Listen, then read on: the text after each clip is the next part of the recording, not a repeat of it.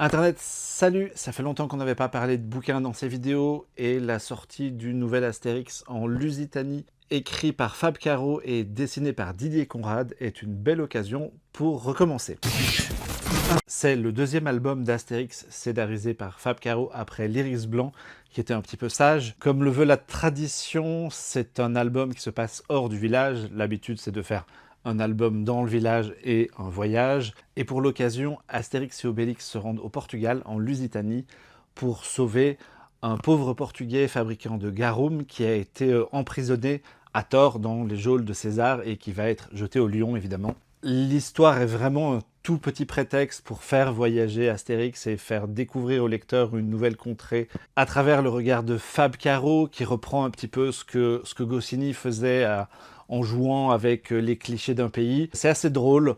Moi, j'aime bien Fab Caro. Je considère qu'en termes de scénario, c'est peut-être un des plus grands auteurs modernes actuels. C'est vraiment quelqu'un d'hilarant. Et le voir arriver sur Astérix était un sujet intéressant. Moi, je le trouve un peu sage sur l'Iris Blanc. Ici, c'est très drôle. Il s'empare des clichés portugais avec intelligence. Il joue beaucoup sur les jeux de mots, sur l'ambiance, en faisant des Portugais des gens qui sont à la fois joyeux et tristes, et qui chantent des chansons qui donnent envie de se pendre. Il joue beaucoup sur les mots, sur le nom des personnages. Tous les personnages ont des noms en S, comme Mavubès ou Ticket de Caisse, et ça marche bien. Il est fort sur l'écriture des gags, comme il l'était déjà dans ses albums à lui. C'est quelqu'un qui sait vachement écrire la blague et le jeu de mots. Alors moi, j'ai un peu plus de mal avec les péripéties. Je trouve qu'on est vraiment dans le classicisme absolu. Ça sort pas des clous, ça reste vraiment des choses que Goscinny et Uderzo avaient déjà fait par le passé. C'est souligné par le dessin de Conrad que j'aime beaucoup. J'aimais beaucoup à l'époque où les albums étaient écrits par Ferry. Il a un trait